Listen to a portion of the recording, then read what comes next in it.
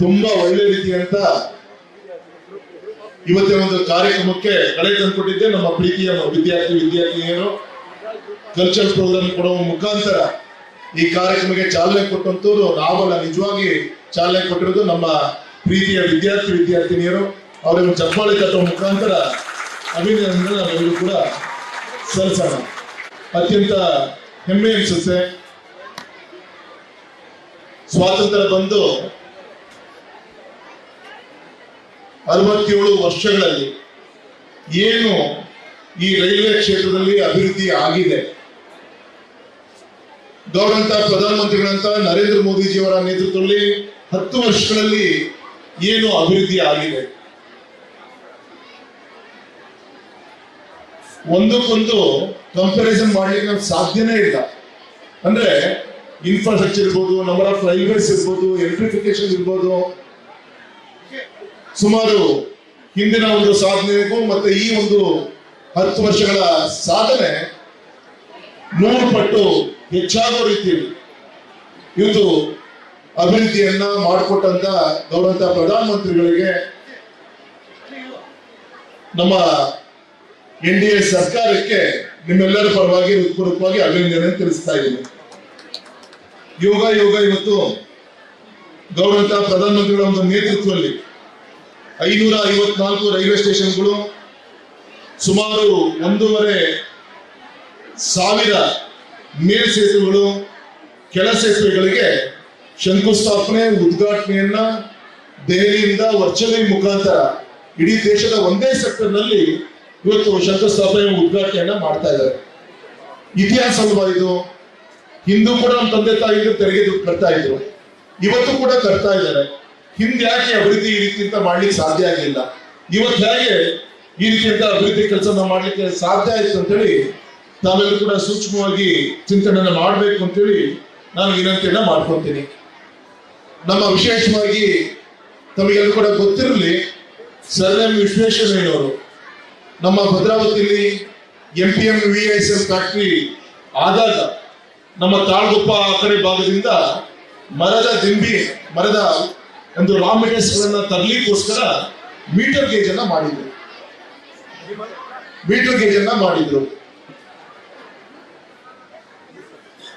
ಆದ್ರೆ broad gauge ಆದಾಗ ನಮ್ಮ ಶಿವಮೊಗ್ಗದವರು ಕೂಡ ಬ್ರಾಡ್ ಗೇಜ್ ಆಯ್ತು, ಶಿವಮೊಗ್ಗದಿಂದ ತಾಳ್ಗುಪ್ಪದವರು ಕೂಡ ಹಾಗೇ ಇತ್ತು. ಆದ್ರೆ ನಿಮ್ಮೆಲ್ಲರ ಹಾರೈಕೆ, ನಿಮ್ಮ ಆಶ್ವಾಸದಿಂದ ಸಂಸತ್ ಸದಸ್ಯನಾಗಿ 2009ರಲ್ಲಿ ಮೊದಲನೇ ಕಾರ್ಯಕ್ರಮವನ್ನ ಆ ಸಂದರ್ಭದಲ್ಲಿ ನಾನು ತೆಗೆದುಕೊಂಡೆ.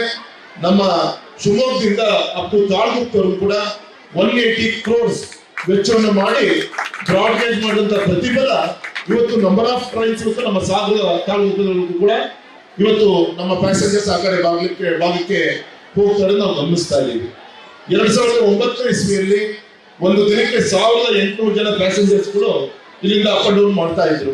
ಅದರಲ್ಲಿ ಹೆಮ್ಮೆಯಿಂದ ನಾನು ಹೇಳಿಕ್ಕೆ ಇಚ್ಛೆ ಪಡ್ತೇನೆ, ಇವತ್ತು 15ರಿಂದ 18,000 ಜನ ನಮ್ಮ ಬಂಧುಗಳು ಇವತ್ತು ರೈಲ್ವೆ ಮುಖಾಂತರ ಈ ಭಾಗದಲ್ಲಿ ಪ್ರವಾಸನ ಮಾಡ್ತಾ ಇದ್ದಾರೆ. ಆ ಸಂದರ್ಭದಲ್ಲಿ 3-4 ಟ್ರೈನ್ಗಳು ಇತ್ತು. ಇವತ್ತು ಅಪ್ ಅಂಡ್ ಡೌನ್ ಸೇರಿ ಸುಮಾರು 30 ಟ್ರಿಪ್ಗಿಂತ ಹೆಚ್ಚಿನ ಟ್ರೈನ್ಗಳ ಸರ್ವಿಸ್ ಇವತ್ತು ನಮ್ಮ ಶಿವಮೊಗ್ಗದಲ್ಲಿ ಆಗ್ತಾ ಇದೆ.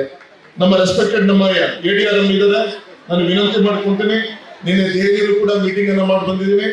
ನಮ್ಮ ಶಿವಮೊಗ್ಗದಿಂದ ರೈಲ್ವೆ ಮತ್ತೆ ತಿರುಪತಿ ಅಂಡ್ ಚೆನ್ನೈಗೆ ಇತ್ತು ಬೇರೆ ಬೇರೆ ಟ್ರಾಫಿಕ್ ಇಶ್ಯೂ ಇಂದ 6 ತಿಂಗಳು ರನ್ ಮಾಡಿ ನಿಲ್ಲಿಸಿದ್ದೀರಿ.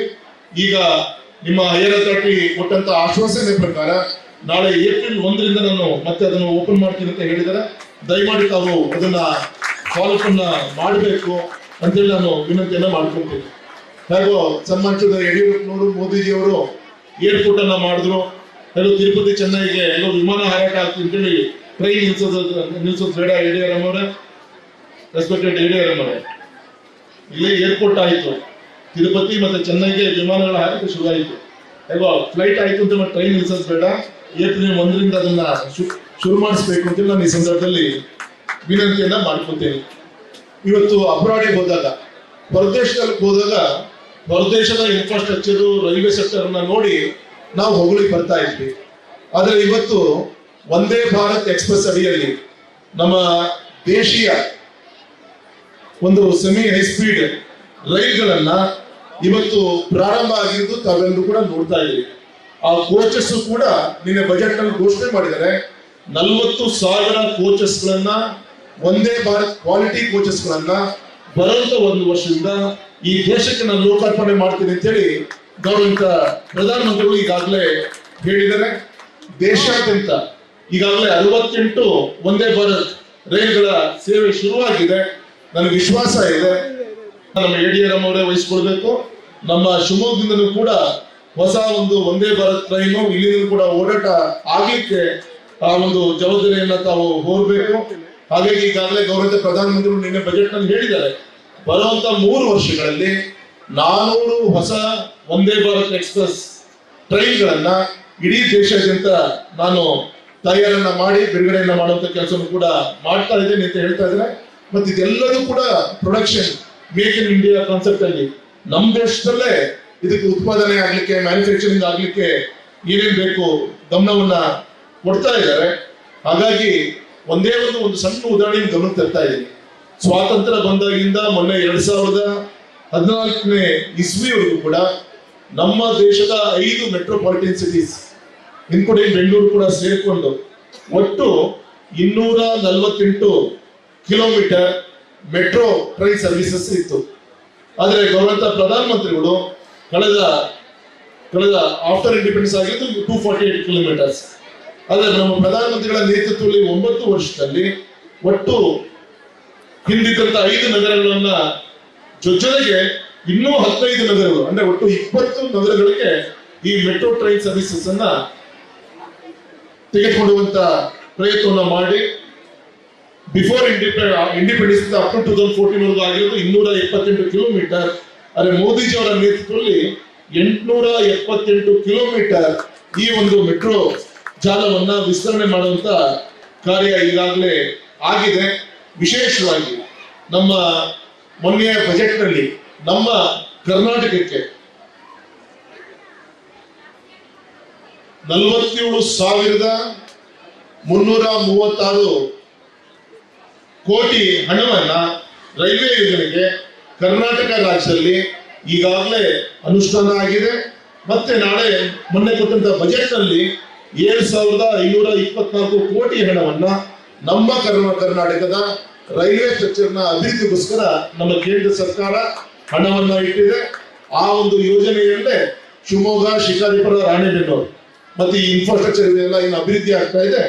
ಅದರ ಒಂದು ಅಡಿಯಲ್ಲಿ ಬರ್ತಾ ಇದೆ ಅಂತ ಈ ಸಂದರ್ಭದಲ್ಲಿ ಹೇಳ್ತಾ, ವಿಶ್ವದಲ್ಲೇ ಬರುವಂತ ಇನ್ನೊಂದು 4-5 ವರ್ಷದಲ್ಲಿ ವಿಶ್ವದಲ್ಲೇ ನಮ್ಮ ರೈಲ್ವೆ ನಿಲ್ದಾಣಗಳನ್ನ ಒಂದು ವಿಶೇಷವಾಗಿ ಅಪ್ಗ್ರೇಡೇಷನ್ ಮಾಡುವಂತ ಒಂದು ಕಾರ್ಯ ಇವತ್ತು ಗೌರವಿತ ಪ್ರಧಾನಮಂತ್ರಿಗಳ ಒಂದು ನೇತೃತ್ವದಲ್ಲಿ ಇವತ್ತು ಏನು ಶಂಕುಸ್ಥಾಪನೆಯನ್ನು ಆಗ್ತಾ ಇದೆ.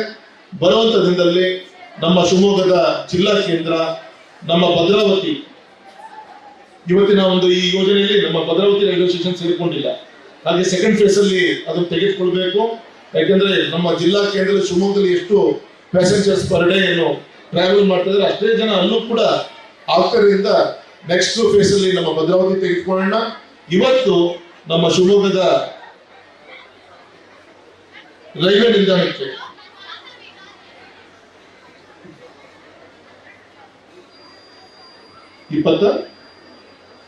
22.4 crores